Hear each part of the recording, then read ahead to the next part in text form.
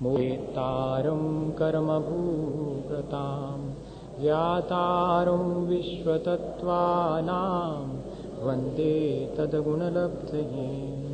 भगवान महावीर स्वामी की, आचार्य उमा स्वामी महाराज की, आचार्य गुरुवर विद्यासागर मुनि महाराज की।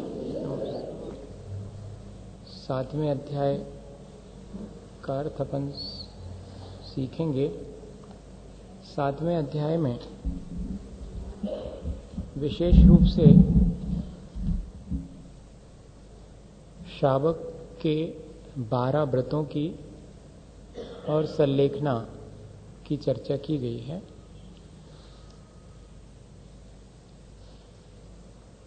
देखें अपन पहला सूत्र, हिंसान रतस्तेया ब्रह्म परिग्रहेभ्यो विरतिर्व्रतम। व्रत की बहुत अच्छी परिभाषा आचार्य उमा स्वामी महाराज ने बनाई कि हिंसा, झूठ, चोरी, कुशील और परिग्रह, इनसे विरक्त होने का नाम ही व्रत है। अब वो स्थूल रूप से कोई विरक्त हुआ है या कि सूक्ष्म रूप से विरक्त हुआ है, ये बाद में निर्धारित किया जाएगा, पर सामान्य रूप से इन 5 पापों से विरक्त होने का नाम ही व्रत है। और इन सब की परिभाषाएं भी एक एक सूत्र में बनाएंगे। देश सर्वतोनुमहति, पापों से आंशिक रूप से, एक देश मतलब आंशिक रूप से, पार्शियली, और अगर पूरी तरह से कोई विरक्त होता है तो उसे महाव्रत कहते हैं। देश सर्वतोनुमहति, एक देश या आंशिक रूप से कोई विरक्त होता तो उसे अणुव्रत कहेंगे, और अगर कोई सर्वदेश यानी पूरी तरह से विरक्त होता है तो उसे महाव्रत, महति अर्थात उसे महाव्रत कहेंगे। व्रतों की बने रहने के लिए बहुत जरूरी है कि हमारे भीतर वैसी भावनाएं होनी चाहिए। व्रत लेने वाले को व्रत लेने के बाद कैसी भावना रखनी चाहिए, ये चीज आज के समय में धीरे धीरे करके व्रतियों के जीवन में नील होती चली जाती है। कोई भी व्रत लेता है तो उसे, उसके लिए सपोर्टिंग के लिए कुछ ना कुछ भावनाएं हमेशा भाते रहना चाहिए, या उसके भीतर उन व्रतों के द्वारा वैसी भावना उत्पन्न होनी चाहिए। उसके लिए आचार्यों ने स्पष्ट रूप से अलग से सूत्र रखा है कि तत्स्थैर्यार्थम भावना पंच पंच। एक एक व्रत की स्थिरता के लिए कैसे हम अपने व्रत को ठीक ढंग से निर्वाह कर सकें, कैसे हम उसमें स्थिर रह सकें, इसके लिए एक एक व्रत के लिए 5-5 भावनाएं भाने के लिए कहा गया, उनका ध्यान रखने के लिए कहा गया। जैसे सबसे पहले अहिंसा व्रत के पालन के लिए 5 भावनाएं, तो वांग मनोगुप्तिरिया दान निक्षेपण समित्यालोकित पान भोजनानि पंच। अगर हम अहिंसा व्रत को ठीक से पालन करना चाहते हैं तो 5 बातें हमें ध्यान में रखनी चाहिए। वचन गुप्ती, हमें अशुभ वचन से बचना चाहिए, क्योंकि हमारे वचन भी दूसरे के लिए पीड़ा पहुंचाने में कारण बन सकते हैं। वचन गुप्ती के यहाँ पर मायने यही है कि हम अशुभ वचनों का अप्रिय कठोर निंद नहीं वचन उच्चारें। अप्रिय वचन, कठोर और निंदनीय वचन ना कहें हम, ये कहलाएगी वचन गुप्ती। क्योंकि ऐसा करने से झूठ का दोष तो लगता ही है, पर वहां वो महत्वपूर्ण नहीं है। वहां वो कह रहे हैं कि आपके ऐसा करने से दूसरे के प्राणों का घात होता है, इसलिए वचन गुप्ती भी अहिंसा के पालन के लिए जरूरी है। मनोगुप्ती, मन में दूसरे के बारे में खोटा विचार नहीं करना चाहिए। उससे क्या होता है, बोलने से तो दूसरे की क्षति और विचार करने से स्वयं की क्षति। अपना घात करना भी हिंसा में शामिल है, इस तरफ अपना ध्यान नहीं जाता। हम अगर अपने खोटे विचार करते हैं किसी के बारे में तो मानिएगा कि हम अपने हाथ से अपने प्राणों का घात कर रहे हैं। और दूसरी तरह से उसको ऐसा लिखा गया है कि अपने 5 इंद्रिय और मन का और आयु और श्वासोच्छ्वास का और मन वचन काय के बल का, इन 10 प्राणों का अगर हम ठीक ठीक उपयोग नहीं करते हैं तो भी हमें हिंसा का ही दोष लगेगा। इसलिए लिखना पड़ा कि मनोगुप्ती भी आवश्यक है। ये सारी चीजें सिर्फ मुनि महाराज को हों ऐसा नहीं है, अनुव्रत और महाव्रत दोनों के लिए यही स्थिरता देने वाली 5 भावनाएं हैं। इसलिए सामान्य रूप से कहा है कि व्रत की स्थिरता के लिए अनुव्रत या महाव्रत अपनी अपनी भूमिका के अनुसार ये लागू हो जाएंगे।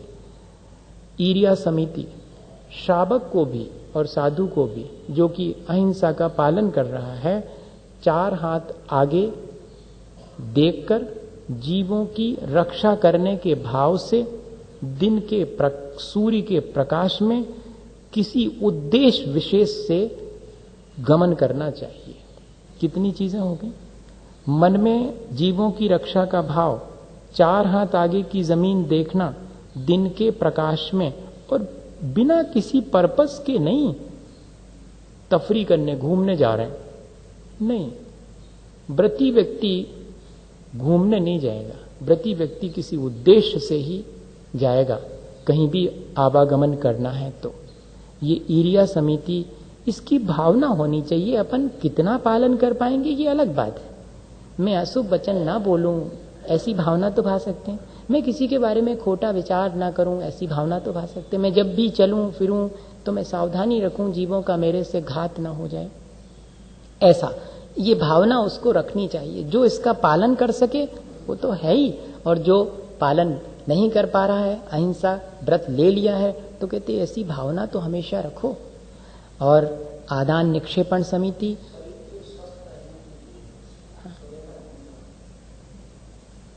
तो उद्देश्य हो गया ना उसमें। कोई ऐसा तो है नहीं कि आप साइट सीइंग के लिए जा रहे हो, आप तो अपने उद्देश्य से कि सुबह मेरे स्वास्थ्य के लिए जैसे मैं औषधि लेता हूं तो मुझे 100 कदम चलना है, 200 कदम चलना है, वो मेरे लिए एक ट्रीटमेंट है, तो ये उद्देश्य हो गया उसका। लेकिन आंख के लिए, रोशनी के लिए मुझे घास पर चलने की कोई सलाह देगा तो अहिंसा व्रत को पालन करने वाला ऐसा ना करेगा। बस इतना ही है। ये सावधानी रखेंगे कि किसमें हमें हिंसा भी नहीं होती और हमारा लाभ भी हो जाता है, इतना ही रखेंगे। फिर आदान निक्षेपण समिति के मायने हैं। समिति के मायने समझते हैं आप, गुप्ती के मायने समझते हैं? गुप्ती मतलब अपने आप को बाह्य किसी भी प्रपंच से बचा लेना और अपने आत्मा में लीन हो जाना, ये गुप्ती कहलाती। लेकिन जब कुछ करना पड़े, बिना करे काम ना चले, कुछ करना पड़े तो सावधानी रखना, ये कहलाती समिति। ईर्या समिति आने जाने की सावधानी, आदान निक्षेपण उठाने रखने में सावधानी रखना, कहीं हमसे कोई चीज ऐसे स्थान पर न रखी जाए जहां जीव राशि थी, वरना व्यर्थ ही उसका घात होगा। उठाते समय भी और रखते समय दोनों स्थितियों में इस बात की सावधानी रहे, जीव रक्षा का भाव रहे। अपन सावधानी तो रखते हैं, मेरे कांटा ना लग जाए, मेरे कांच ना चुभ जाए, मेरा पैर गड्ढे में ना चला जाए, ऐसी सावधानी तो बहुत रखते हैं चलते समय। लेकिन जीवों की रक्षा के लिए मुझे सावधानी रखनी है, ये इंटेंशन होना चाहिए, तब जाकर के वो ईर्या समिति कहलाएगी। और इसी तरह उठाने रखने में सावधानी जीव रक्षा के भाव से। दया भाव, सीधी बात है कि दया भाव बना रहे तभी अहिंसा धर्म का पालन होएगा। आलोकित पान भोजन, आलोकित पान अर्थात सूर्य के प्रकाश में ही अपना भोजन कर लेना अहिंसा व्रत के पालन करने वाले के लिए ये अनिवार्य है। जो भी अहिंसा व्रत का पालन करता है उसे अपना भोजन सूर्य के प्रकाश में, ऐसा नहीं लिखा आलोकित का मतलब ये नहीं कि ट्यूबलाइट की रोशनी में, सूर्य प्रकाश, आलोकित पान सूर्य के प्रकाश में।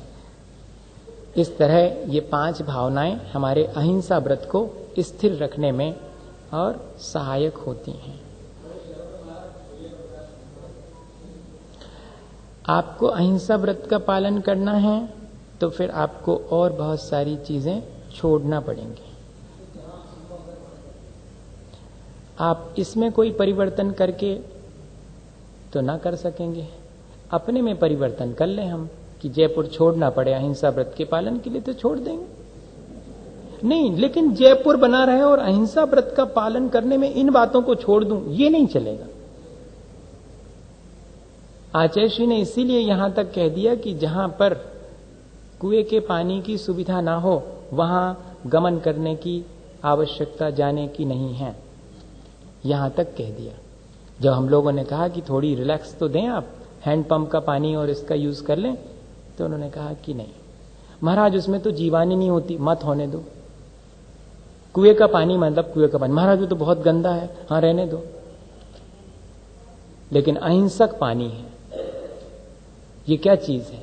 वहां दया और अहिंसा का पालन होता है, इसलिए। बाकी में दया अहिंसा का पालन नहीं होता। हो सकता प्योर वाटर हो, प्योर वाटर नहीं है, अहिंसक पानी चाहिए जिसमें जीवों की रक्षा के लिए हम उपाय कर सकें। ठीक है, हमारा उपाय सक्सेस भले ही ना हो, पर हमारी भावना तो है, हम उपाय तो कर सकते हैं वहां पर जहां उपाय ही नहीं कर सकते। ऐसी मतलब इसलिए मैं ये उदाहरण दे रहा हूं ताकि हम लोग अब परिस्थितिवश थोड़े बहुत एडजस्टमेंट करना अलग बात है, लेकिन अपनी बुनियाद नहीं तोड़ें अपन, है ना। कि अब सूर्य का प्रकाश संभव नहीं है इतने बड़े शहर में, तो हम कभी भी कर लें, ऐसा नहीं। आपको जब करना करें, लेकिन जैसा लिखा है करना तो वैसा चाहिए। मन में भावना ये रहे कि देखो करना तो मुझे ऐसा था, लेकिन मेरी परिस्थिति बस कैसा कर रहा हूं मैं, ऐसे कैसे काम चलेगा, ऐसा। क्रोध लोभ वीरोत्पहास प्रत्याख्यानान्विची भाषणम च पंच। अगर सत्य महाव्रत का पालन करना है तो 5 बातें हमेशा ध्यान में रखनी पड़ेंगी। क्रोध के वशीभूत होकर कभी नहीं बोलना, वरना चाहे आप सच्ची बात भी बोलो, क्रोध के वशीभूत होकर बोली है तो वो झूठ है। बताइए, अगर आपने किसी लालचवश, कोई फायदा देखकर, स्वार्थवश अगर कोई भी बात बोली है, वो सब असत्य हो जाएगी। लोभ पूर्वक बोले गए वचन हमारे सत्य व्रत को दूषित कर देंगे। भीरुता, भयभीत होकर के कि अब क्या करें, बचाव के लिए मुझे बोलना ही है, तो भयभीत होकर के अगर आप बोलेंगे, भीतर भय है तब भी। और हंसी मजाक में जो वचन बोले जाते हैं वह भी असत्य ही हैं, और सत्य व्रत लेने वाले के लिए वे दोषकारी हैं। इसलिए क्रोध से, लोभ से, भयवश या कि हंसी हंसी में कोई वचन ना बोलें, तब जाकर के सत्य व्रत का पालन होगा। और इतना ही नहीं, बोलना फिर कैसे, ये तो आपने कह दिया ऐसे ऐसे नहीं बोलें, तो बोलें कैसे? अनुवीची भाषणम, अर्थात निर्दोष वचन, आगम के अनुरूप वचन बोलें। ये चीज जो है वो अहिंसा के व्रत के पालन करने के लिए ऐसी भावना भानी चाहिए। हमको याद है कि एक चुल्लक जी थे, दया सागर जी, तो उनसे वो मुट्ठी को बांधे आया था, मैं हाथ पसारे जाऊंगा, वो एक भजन लिखा था उन्होंने, तो वो किसी ने उसको छापा, तो मैं उनके पास ले गया, बहुत बचपन की 68 की बात है, और मैंने कहा इस पे मुझे आशीर्वाद लिख दो।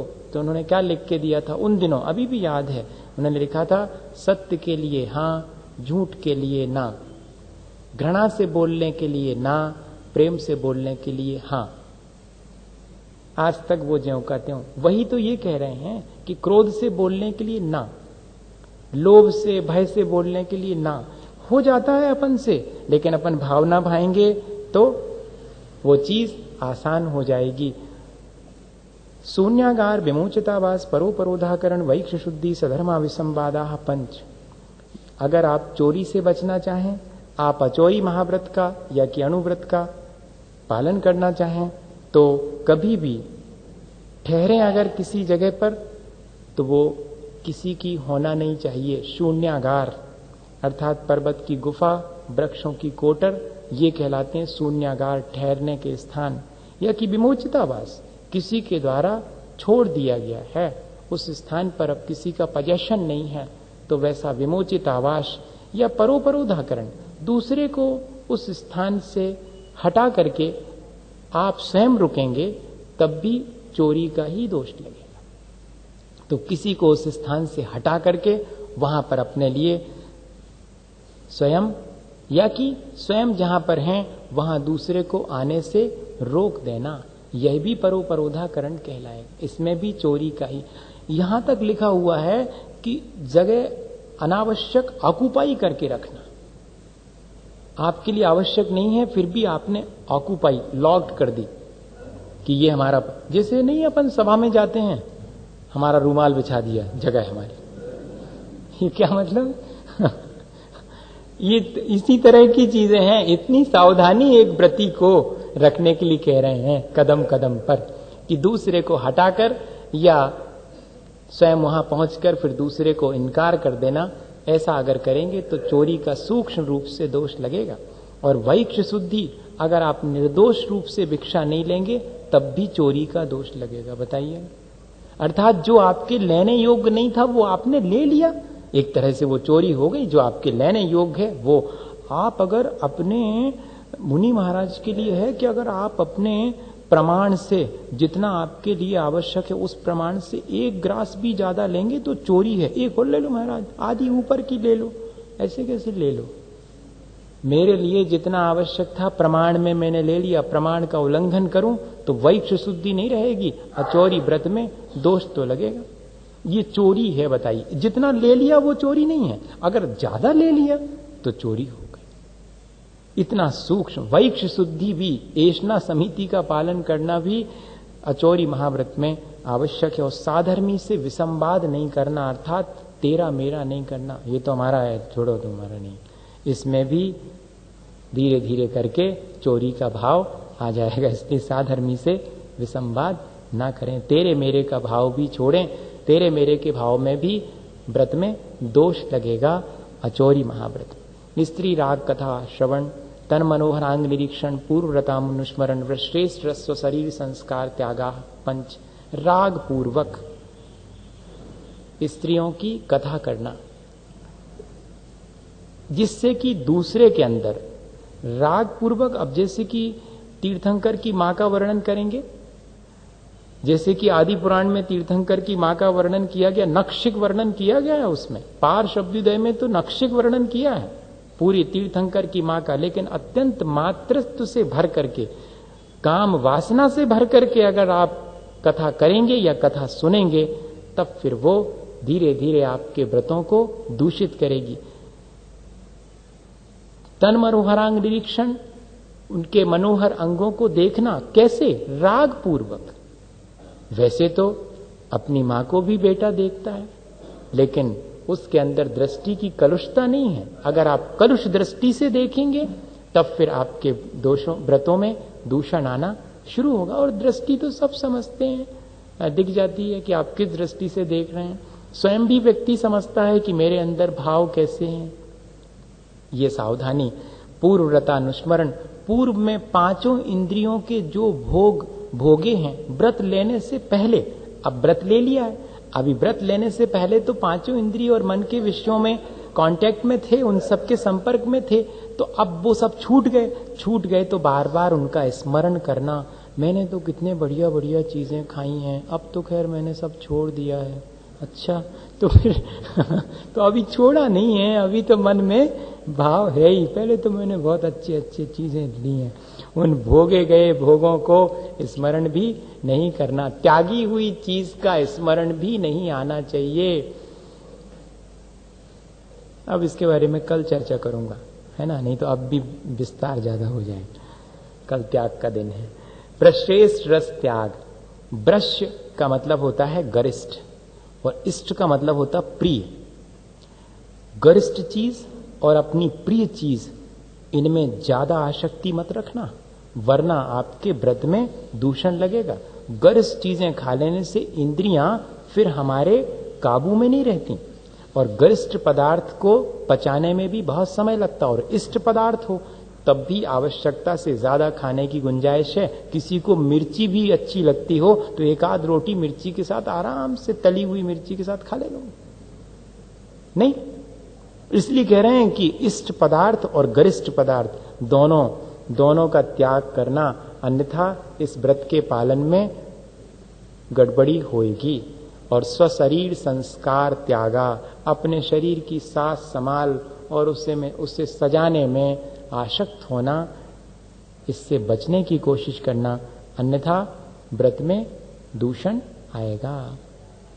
वांग नहीं, मनोज्ञा मनोगेंद्री विषय राग द्वेष वर्जनानी पंच। मन को अच्छे लगने वाले कहलाते हैं मनोग, और मन को अच्छे नहीं लगते जो पदार्थ वे कहलाते अमनोग। तो दोनों प्रकार के पदार्थ अपने कांटेक्ट में आते हैं, अच्छे लगने वाले, नहीं लगने वाले। तो कहते हैं इन सब पांचों इंद्रियों के विषय, देखने में अच्छे लगने वाले, नहीं लगने वाले, सुनने में अच्छे लगने वाले, नहीं लगने वाले, सूंघने में अच्छे लगने वाले, नहीं भी लगने वाले, दोनों में राग द्वेष नहीं करना। पांचों इंद्रियों के जो विषय हैं वे अच्छे और बुरे दोनों प्रकार के हैं। अच्छे में राग और बुरे में द्वेष ये ना हो, ऐसी भावना भाना और सावधानी रखना, क्योंकि राग हो जाएगा तो उन चीजों को इकट्ठा करने, संचित करने की भावना हो जाएगी, और द्वेष हो जाएगा तब भी आप ये नहीं समझना कि द्वेष में तो हम चीजों को हटा देंगे तो बढ़िया हो गया, परिग्रह कम हो गया। कहते नहीं, परिग्रह तो ममत्व का नाम भी परिग्रह है, और आपने अगर उस चीज से द्वेषवश उसको हटाया है तब भी उसके प्रति आपके मन में बना हुआ है, तो भाव तो है उसके, उससे आपका अटैचमेंट तो है। अटैचमेंट दोनों तरह का हो सकता, पॉजिटिव भी और नेगेटिव भी। हालांकि राग कोई अटैचमेंट मानते हैं, लेकिन किसी व्यक्ति से हमारा राग है और किसी से द्वेष है, तो द्वेष वाले से भी हम जुड़े हैं नहीं कि नहीं जुड़े, शत्रुता की अपेक्षा जुड़े हैं। उससे प्रेमवश जुड़े हैं, उससे हमारी शत्रुता है, उससे भी हमारा जुड़ाव। इसलिए दोनों प्रकार में राग और द्वेष का त्याग करना, तब जाकर के और अपरिग्रह व्रत का पालन हो सकेगा। ये 5 भावनाएं हर एक के लिए भाना आवश्यक है। पांचों पापों के करने में होता क्या है? हिंसा, द्विषा, पाया, वद्य दर्शनम। इन पांचों पापों को जो करता है वो इस लोक में और परलोक में, इह और अमूत्र, अर्थात यहां भी और आगे भी उसके जीवन में अपाय और अबद्ध। अपाय के मायने होता है स्वर्ग और मोक्ष को साधने वाली जो क्रिया है उसका विनाश हो जाना, वो कहलाता अपाय। बताइए ऐसे व्यक्ति के स्वर्ग और मोक्ष का क्या उपाय रह जाएगा? जो व्यक्ति हिंसा आदि 5 पापों में लगा हुआ है तो अपाय हो गया। और अबद्ध मतलब निंदनीय, अर्थात वो निंदा का पात्र यहां भी बनेगा और आगे भी वो निंदा का पात्र बनेगा। ये पांचों पाप करने से हमारे स्वर्ग और मोक्ष के साधन में बाधा आती है और निंदा भी होती है। इसलिए पांचों पापों से विरक्त होना चाहिए, ये सलाह दी जा रही। और पांचों पाप कैसे हैं? दुख में वाह। इन पांचों पापों के करने से दुख होता है, ये तो ठीक है, पर वास्तव में देखा जाए तो ये पांचों पाप ही दुख रूप हैं। हम दूसरे को पीड़ा पहुंचा के कौन सा सुख पाते हैं? लगता जरूर है, भ्रम होता है कि हमने सुख पाया, लेकिन हम भीतर भीतर तो दुखी होते ही। हम झूठ बोलकर कौन सा सुख पाते हैं? हम भीतर भीतर दुखी होते हैं। तो ये झूठ बोलना अपने आप में दुख है, हिंसा करना अपने आप में दुख रूप है। इसलिए कह रहे हैं दुख में वाह, ये पांचों पाप ही दुख रूप हैं, इनके द्वारा दुख होता है। यह बात तो ठीक है। फिर एक व्रती को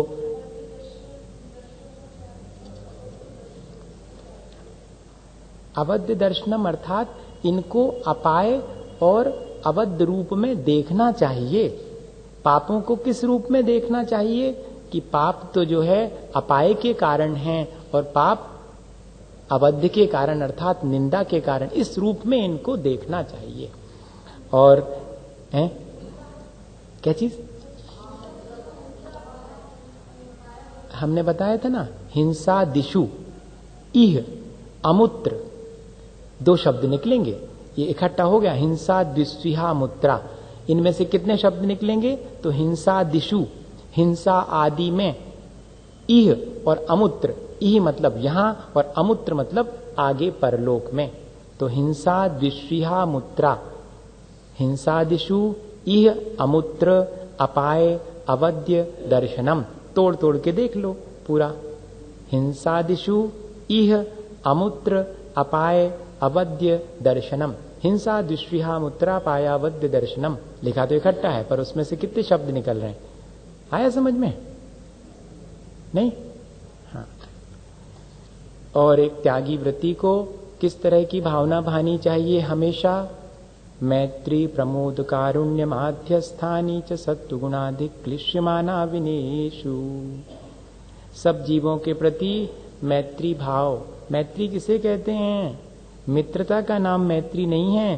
किसी जीव को दुख ना हो ऐसा भाव होना ही मैत्री है। ऐसी परिभाषा बनाई। किसी जीव को दुख ना हो, ऐसा जो भाव है वो मैत्री का है। जिनसे हमारी मित्रता है उनको दुख ना हो, और दूसरे से कहने में भी सब स्थितियों में हर्ष होना चाहिए, उसी को बोलते हैं प्रमोद। ये गुणी जनों के प्रति अपन पढ़ते ना, गुणी जनों को देख हृदय में मेरे प्रेम उमड़ आवे, देखते ही साथ, यही जो है प्रमोद भाव है। और कारुण्य भाव, दीन दुखी जीवों को देख करके मन में करुणा भाव आना चाहिए, और उनकी मदद करने के लिए यथाशक्ति प्रयत्न भी करना चाहिए। दोनों चीजें शामिल हैं, भावना आना चाहिए और उनके मदद करने के लिए प्रयत्न भी होना चाहिए, कंपैशन जिसको अपन कहें। और अविनयेषु माध्यस्थानी, माध्यस्थ भाव किससे रखना?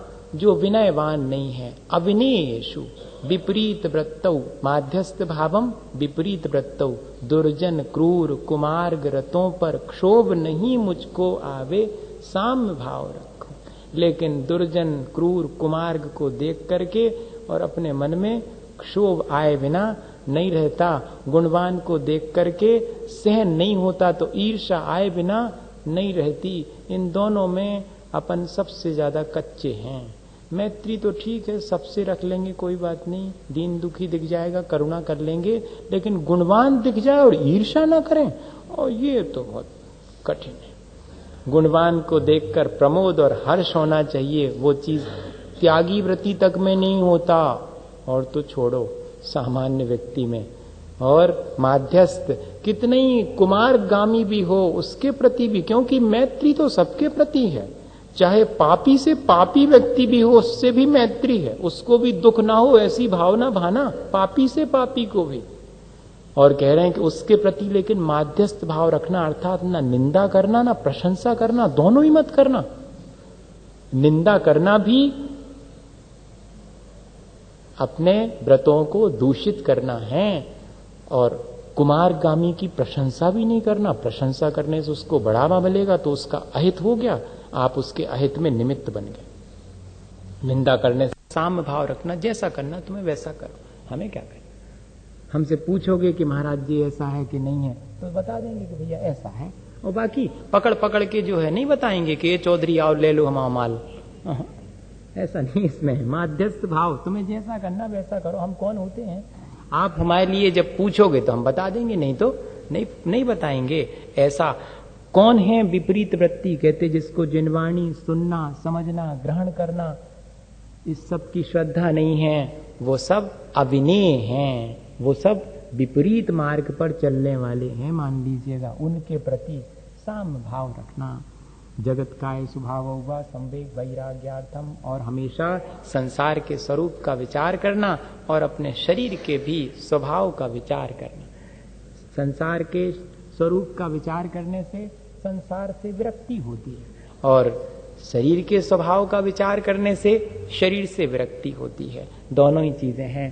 संसार से विरक्ति होने का नाम, आवागमन से बचने का उपाय करने का नाम संवेग है, और शरीर से विरक्त हो जाने का नाम वैराग्य है। इसलिए संवेग और वैराग्य इन दोनों, क्योंकि एक व्रति की ये दो शक्तियां हैं, संवेग और वैराग्य। इन दोनों शक्तियों को उसे अपने भीतर हमेशा बनाए रखने के लिए इस संसार के स्वरूप का विचार और अपनी देह के स्वभाव का विचार हमेशा करते रहना चाहिए। प्रमत्त योगात प्राण व्यपरोपणम हिंसा। आपने पांचों पापों की चर्चा तो करी, पांचों पापों से बचने के उपाय भी बताए, पांचों व्रतों के पालन करने में भावनाएं कौन कौन सी भाना ये भी बता दिया, लेकिन हिंसा किसे कहते हैं, झूठ किसे कहते हैं, ये तो आपने बताया ही नहीं। तो कहते अब बताते हैं, प्रमत्त योगात प्राण व्यपरोपणम हिंसा। राग द्वेष के वशीभूत हो करके, प्रमत्त के मायने हैं जब हम कषाय से युक्त होते हैं उस समय दूसरे के प्राणों का विनाश करना, तो वो कहलाएगी हिंसा। डॉक्टर को नहीं बंद किया जाता क्योंकि उसने तो पूरी बचाने की कोशिश की, इसके बावजूद भी मर गया। और ड्राइवर ने अगर अचानक धोखे से किसी को गाड़ी टकरा गई, थोड़ा बहुत पनिशमेंट मिलेगा, लेकिन डाकू ने अगर किसी पर शूट करने के लिए गोली चलाई और फिर भी वो चूक गया, तब भी अटेम्प्ट टू मर्डर केस। आपने मारने की तो पूरी कोशिश की, वो बच गया, ये बात अलग। पर आप जो है भाव आपने किया, इसलिए हिंसा में प्रमत्त योगात शब्द लगाया। अगर आप राग द्वेष से युक्त होकर के दूसरे के प्राणों का वियोग करते हैं तो वो हिंसा कहलाएगी, अर्थात भीतरी भाव विशेष। अपने प्राणों का भी है, वो दोनों ही चीजें सही है। अपने प्राणों का भी घात होता है, उससे भी हिंसा होती। अब इसमें आगे बहुत आएगा, इसलिए मैंने उसको टच नहीं किया। इसमें तो आएगा आगे कि अगर आप अपने इंद्रिय और मन का ज्यादा उपयोग करते हैं, दुरुपयोग करते हैं, क्षमता से बाहर करते हैं, तब भी आप अपने प्राणों का घात करते हैं। अति भारारोपण में आएगा कि आप सुबह से शाम तक संसार के काम में लगे हैं, आपने अपने पांचों इंद्रिय और मन वचन काय का आपने सदुपयोग नहीं किया, आपने दुरुपयोग किया है, अपनी क्षमता से ज्यादा किया है। अति भारारोपण दूसरे पर भी और स्वयं पर, ये दोनों में लगाते चले जाएंगे। और प्रमत्त योगात भी सब में लगेगा आगे के सूत्र में। असद अभिधानम अनृतम, लेकिन प्रमत्त योगात राग देश से युक्त होकर जो बात जैसी है उसे वैसा नहीं बोलना। असत के मायने हैं अप्रशस्त, दूसरे को पीड़ा पहुंचाने वाले वचन बोलना, क्योंकि दूसरे को पीड़ा पहुंचाने वाले वचन राग द्वेष के वशीभूत होकर के ही बोले जाएंगे। कई बार राग द्वेष के वशीभूत नहीं भी होते हैं और संस्कारवश जैसे कोई वचन निकल जाते हैं तो अपन बाद में रियलाइज करते कि नहीं, अरे मेरा ऐसा भाव नहीं था, मैंने आपको चोट पहुंचाने के लिए नहीं कहा, मेरे मुंह से पता नहीं कैसे वो शब्द निकल गया, मैं बहुत सॉरी फील करता हूं, ऐसे करके कहते कि नहीं। इस तरह यहां पर दूसरे के लिए चोट पहुंचाने की दृष्टि से जो बोला जाए वो सब असत्य है। और अदत्ता दानम स्तेयम, बिना दी हुई किसी की वस्तु उसे ग्रहण करने का जो भाव है वो ही चोरी है। हाँ, ग्रहण करने का भाव, यहाँ पर कोई चीज रखी है, मैं इसको ले लूं, बिना पूछे ले लूं। पूछ कर लेने में कोई बात नहीं, इसको लेने का भाव आ गया, ये किताब ले लूं तो, लेकिन पहले पूछ तो लूं किसकी है ये किताब। नहीं, मैं तो उठा लूंगा तो चोरी हुई, और अगर मैं पूछ करके उठाऊंगा तो नहीं, मैं ये किताब ले सकता हूँ, हाँ ले लीजिएगा, जिसकी है मान लो वो कह दे कि ले लीजिएगा, तो फिर उसमें चोरी नहीं होगी। लेकिन घर गृहस्थी में अपन जो आपस में एक दूसरे के सामान को उठा लेते हैं और उसे बता देते हैं, वो चोरी नहीं कहलाएगी, ये ध्यान रखना। हाँ, विनोबा ने एक बार भूख लगने पर अपने घर में माँ की अनुपस्थिति में लड्डू निकाल के खा लिया। माँ शाम को आई और उन्होंने कहा कि माँ, हमने लड्डू आपसे बिना पूछे निकाल के खाया था, हमको पाप तो नहीं लगेगा? नहीं, क्योंकि तुमने बता दिया कि हमने खाया था।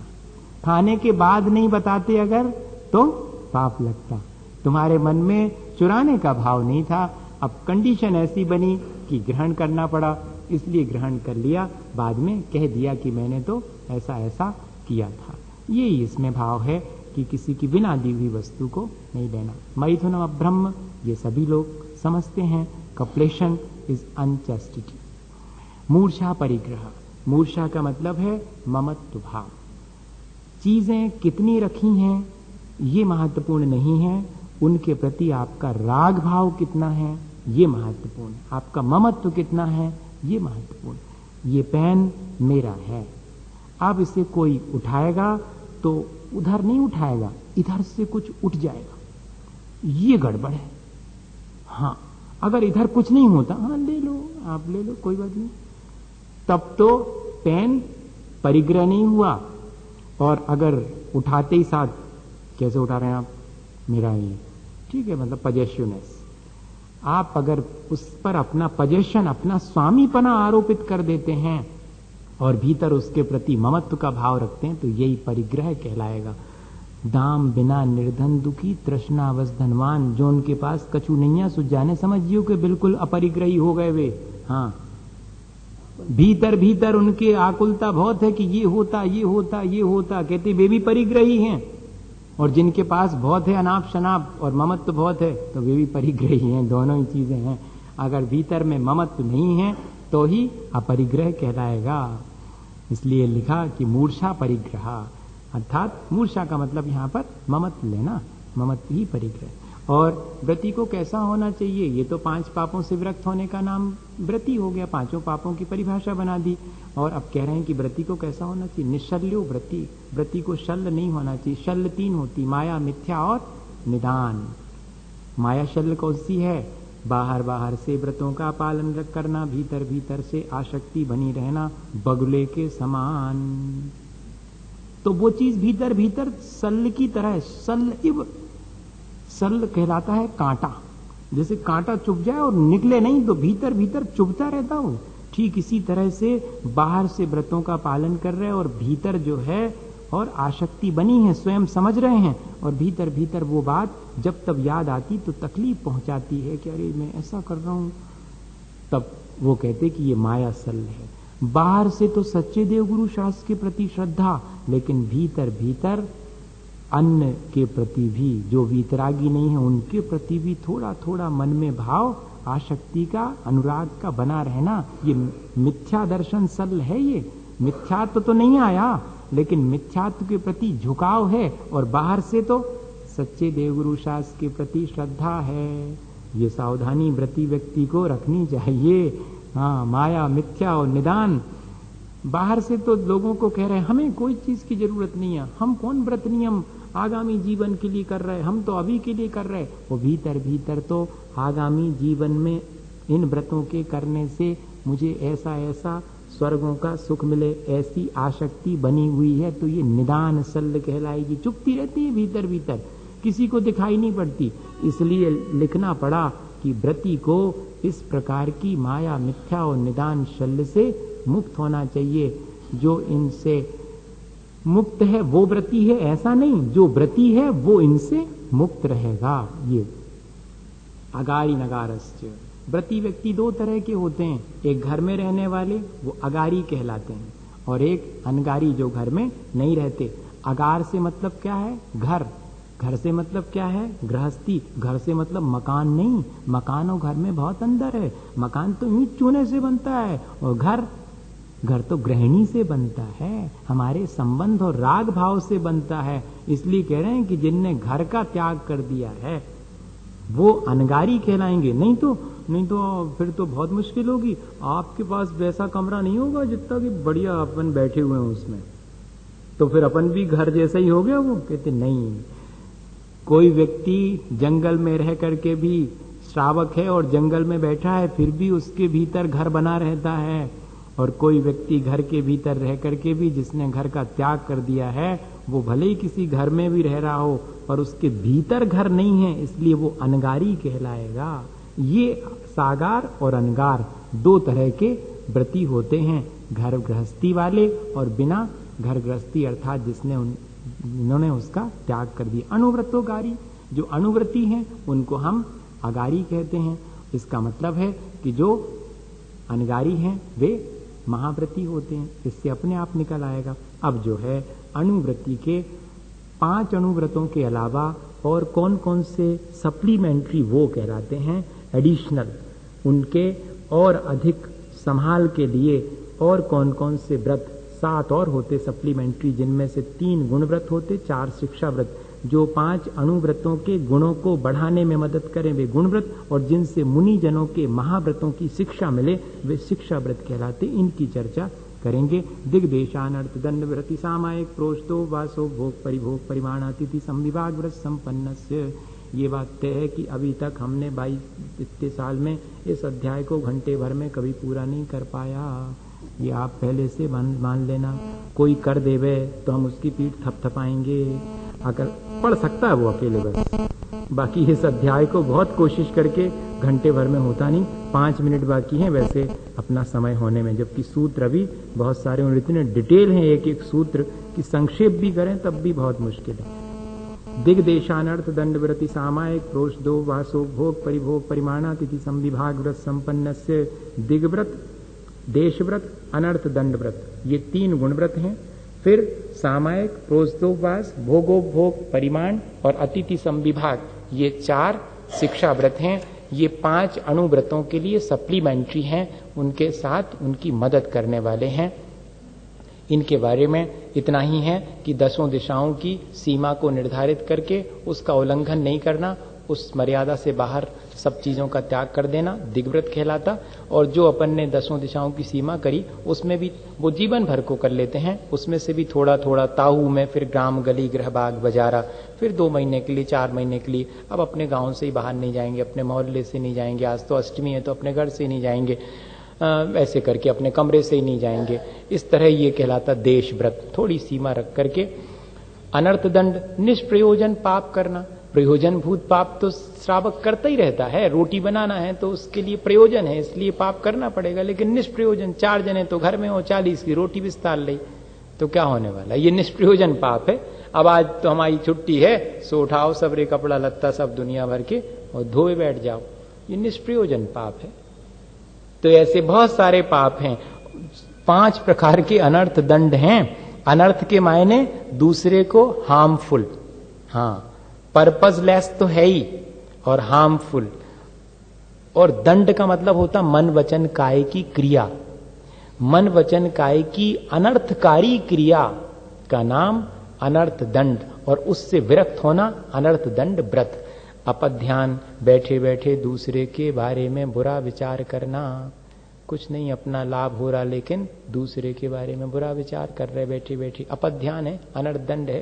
पापोपदेश, पाप को बढ़ाने वाली क्रियाओं का उपदेश करना, तुम तो ऐसा कर लो, तुम तो कर सकते, हमने छोड़ दिया, तुमने थोड़ी छोड़ा, तुम तो करो, ले ऐसा पापोपदेश। प्रमादचर्या, बिना प्रयोजन के, पंखा चल रहा है तो चल रहा है, नल खुला हुआ है तो खुला है, रास्ते से निकले सो पत्तों को, पेड़ को हाथ मार दिया, उतनी सारी पत्तियां टूट गईं, कोई प्रयोजन नहीं है, लेकिन फिर भी इस तरह ये प्रमादचर्या कहलाएगी। हिंसा दान, दूसरे को हिंसक अस्त्र शस्त्र इत्यादि देना, बहुत सारी चीजें आ जाएंगी। अगर डिटेल करें इसका तो रहने दें, अपन जिसको व्रत लेना होगा वो कर लेगा अपने आप।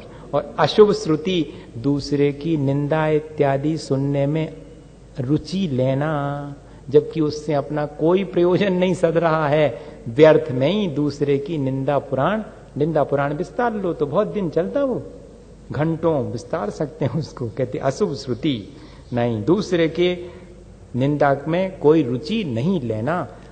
श्रावक के लिए कह रहे हैं, सोचो आप, अणुवृत्ति के लिए।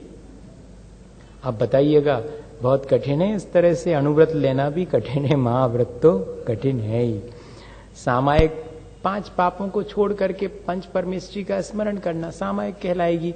पर्व के दिनों में उपवास करना प्रोज्दो उपवास कहलाएगा। भोग उपभोग की सामग्री रख रखी है, उसकी सीमा बांध ली कि भैया अपन तो इतना ही उपयोग करेंगे, ज्यादा नहीं करेंगे, वो भोग उपभोग परिमाण व्रत हो गया। अतिथि आ गए तो उनके लिए दान इत्यादि देना, अपने भोजन में से अतिथि संविभाग, ये कहलाएगा। इस तरह ये 12 व्रत हो गए। मारणांतकीम सल्लेखनाम जोशिता, श्रावक अपने मरण का समय निकट आता जान करके प्रीतिपूर्वक सेविता नहीं लिखा, जोशिता लिखा। आचार्यों ने कहा कि क्यों आपने सेविता लिख देते, मारणांतिम सल्लेखनाम सेविता, कहते नहीं, उसमें तो बाई फोर्स भी आप किसी के कहने से भी सल्लेख ना कर सकते, कहते नहीं, जोशिता प्रीतिपूर्वक स्वयं अपनी इच्छा से जीवन का अंत निकट जान करके और सल्लेखना लेना। सतलेखन, भली प्रकार से क्रश करना। किसको क्रश करना? शरीर को भी और कषायों को भी, उसको कहते हैं सल्लेखना। ये अपन इस पे खूब चर्चा कर चुके पहले। अब कह रहे हैं कि इनमें दोष कहाँ कहाँ लग सकते, प्रिकॉशंस ले लो। अगर आप व्रत ले रहे हैं तो पहले प्रिकॉशंस भी ध्यान में रहें कि ऐसा ना हो कि अगर असावधानी हो गई तो व्रतों में दोष लग जाएंगे, तो पहले से सावधानी बता दी। सम्यक दर्शन में कैसे दोष लग जाते हैं? शंका, कांक्षा, विचिकित्सा, अन्य दृष्टि, प्रशंसा, संस्वाह, सम्यक दृष्टि, रतिचारा। वैसे लिखा तो है कि सम्यक दर्शन ज्ञान चारित्र से मोक्ष होता है, लेकिन कभी कभी लगता है कि ये सब बातें कैसी हैं, कुछ समझ में नहीं आता। डाउट क्रिएट हो गया। जिनेंद्र भगवान की वाणी में क्षण भर को भले ही हुआ, मलिनता आ गई तो शंका से बचना, और धर्म के फलस्वरूप मुझे भोग विलास की सामग्री मिले ऐसी आकांक्षा से बचना, नहीं तो दोष लग जाएगा सम्यक दर्शन में। और विचारों का भेद होने पर तर्क संगत या कि आगम संगत बात को ना मानकर अपनी जिद पर कायम रहना, ये विचिकित्सा है। हाँ, ग्लानि करना तो है ही, लेकिन इसमें अलग परिभाषा दी है।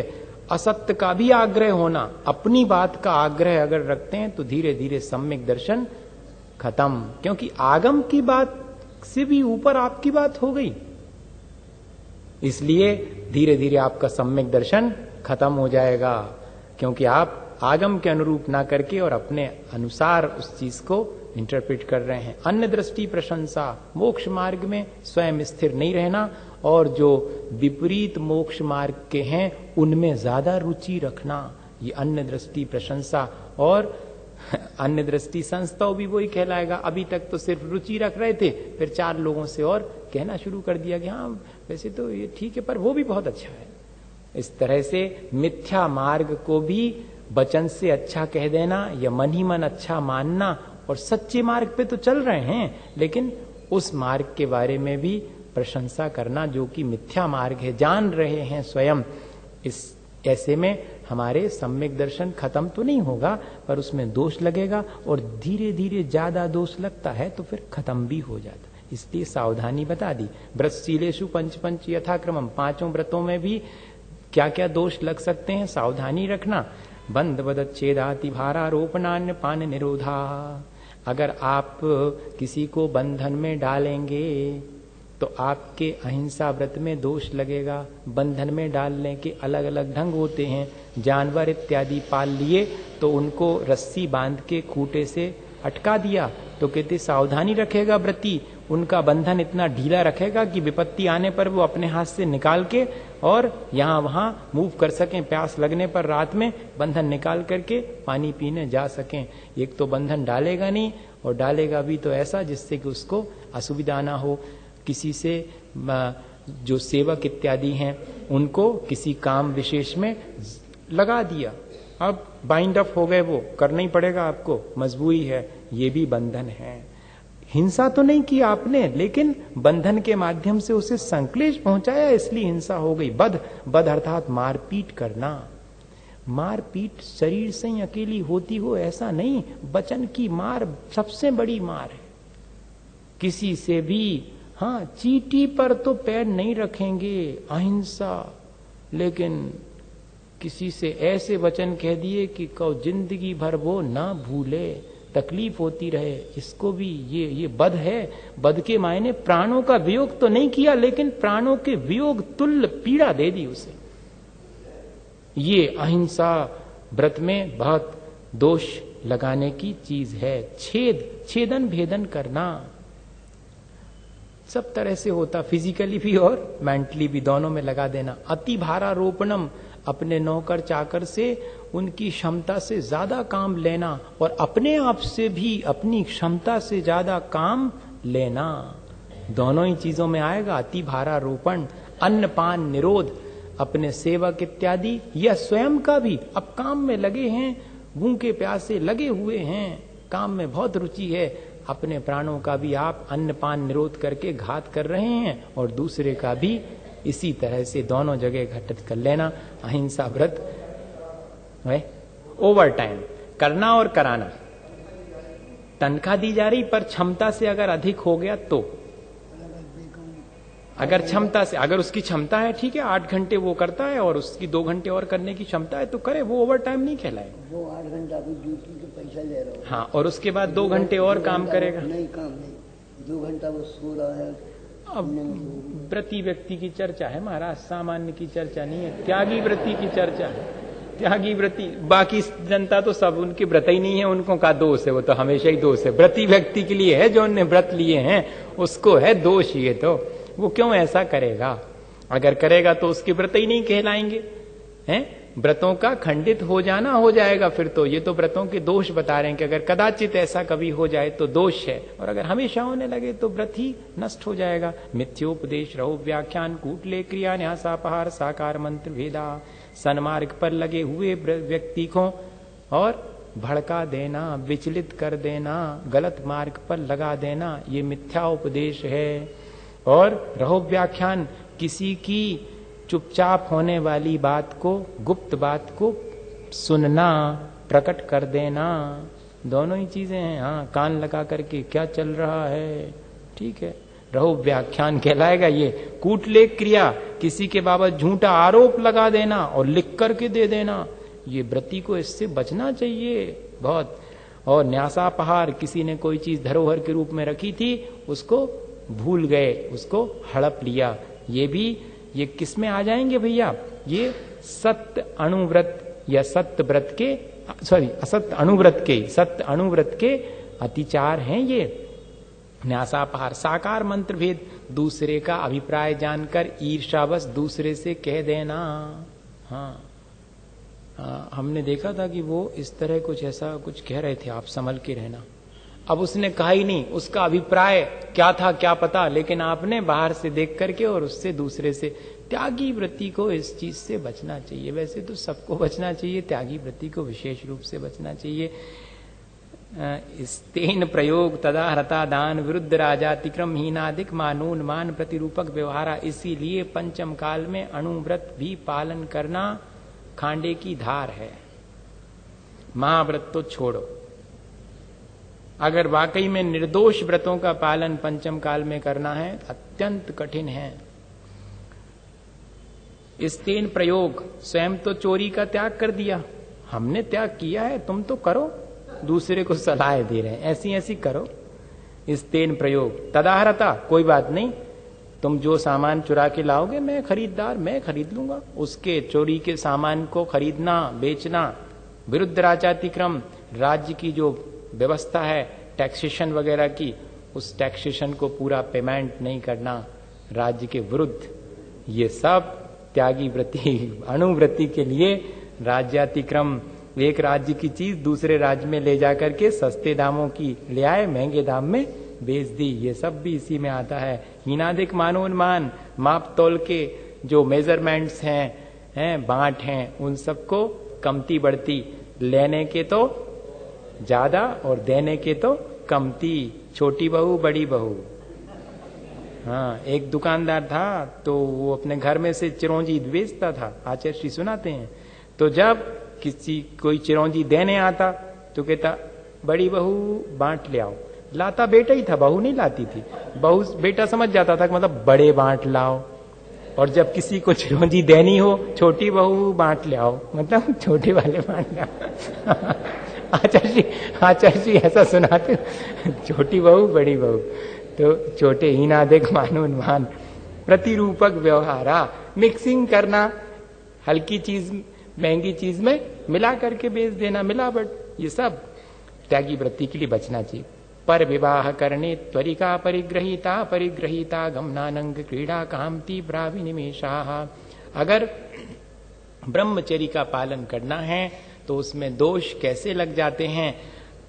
जिनका विवाह करना है अपने गृहस्थ कर्तव्य में तो शामिल नहीं, अपने परिवार का ब्याह इत्यादि करना तो ठीक है भैया, लेकिन दुनिया भर के पटिया बन करके और सबकी दलाली कर रहे, तुम इनसे ब्याह कर लो, तुम उनसे कर दो, उनकी कुंडली मिला दो, ये सब कहते इसमें आपके ब्रह्मचर्य में धीरे धीरे दोष तक करके नष्ट हो जाएगा। त्वरिका परिग्रहीता गमन, दूसरे की विवाहित स्त्री इत्यादि से संबंध राग के रखना, अर्थात परवर्टेड क्या कहेंगे उसको, हाँ सब समझते हैं। त्वरिका गमन, वेश्यागमन करना, अनंग कीड़ा, इसके लिए लिखा उन्होंने परवर्टेड सेक्सुअल प्रैक्टिसेस, और काम तीव्रा विनिवेश, बहुत अधिक सेक्सुअल पैशंस, ये ठीक है। क्षेत्र वास्तु हिरण्य सुवर्ण धन धान्य दासी दास कुप्य प्रमाणातिक्रमा। पहले तो क्षेत्र, वास्तु मतलब घर, क्षेत्र मतलब कल जो उपजाऊ जमीन होती वो, और वास्तु मतलब घर, और हिरण्य स्वर्ण सोना चांदी हो गया, धन धान्य, धान्य तो कहलाता गेहूं इत्यादि, और धन कहलाता गोधन वगैरह। कैश नहीं आता, कैश तो स्वर्ण और उसमें आता, धन के मायने कैश नहीं, धन के मायने गोधन। और दासी दास नौकर चाकर, और कुप्य मतलब बर्तन और कपड़े वगैरह, ये सब परिग्रह है। इसकी पहले सीमा बना ली और फिर बाद में उसको भूल गए, या कि लोभ में आ गए तो थोड़ी थोड़ी बढ़ा ली। हाँ, बढ़ाने के अपने अलग अलग ढंग रहते हैं, तो बहुत सारे ढंग हैं उसको बढ़ा लेने के, पर वो तो दोष माना जाएगा। ऊर्ध्वाधस्तिर्यग व्रतिक्रम क्षेत्र वृत्ति स्मृत्यंतराधानानी। अब दिग्व्रत लिया था, 10 दिशाओं की सीमा कर ली थी, लेकिन ऊपर जाने की सीमा जितनी थी लोग के वशीभूत होकर उसमें ज्यादा चले गए, नीचे जाने की जितनी सीमा थी उसका व्यतिक्रम कर दिया, आजू बाजू जाने की सीमा का उल्लंघन कर दिया, क्षेत्र पहले जितना रखा था उससे ज्यादा बढ़ा लिया, या कि कितना रखा था क्या पता, भूल भाल गए। और भूलते भी अपन है ना, तो ऐसा नहीं कि याद आएगा तो कमती, याद ज्यादा ही आता है। हाँ, कोई अगर कहे कि तुमने तो 25 किलोमीटर का रखा था, नहीं कुछ ख्याल नहीं आता, हमारे ख्याल से 50 का रखा था, 50 का। हाँ, ऐसा याद भी आएगा तो ज्यादा ही वाला याद आएगा वो। तो कहते हैं कि स्मृति अंतराधाना नहीं, हम भूल जाते हैं उस चीज को, क्योंकि लोभ जागृत हो गया। सबसे बड़ी चीज आनयन प्रेष प्रयोग शब्द रूपानुपात पुद्गल क्षेपा, देश व्रत लेकर के बैठ गए अपने कमरे में। अब अपन तो बाहर नहीं जाएंगे, ऐसी सीमा कर ली, लेकिन अपनी सीमा से बाहर का काम दूसरे के माध्यम से करवा लिया। आनयन प्रेष प्रयोग, नौकर को आज्ञा दे करके काम करवा लिया। प्रेष प्रयोग शब्दानुपात, बाहर से सीमा के बाहर से काम लेने के लिए किसी को बुला लिया, शब्द करके, आवाज दे करके, और आवाज भी नहीं दी तो सिर्फ खिड़की में से अपना चेहरा दिखा दिया कि समझे नहीं रहे हो, मैं बुला रहा हूं, मैं बुला रहा हूं।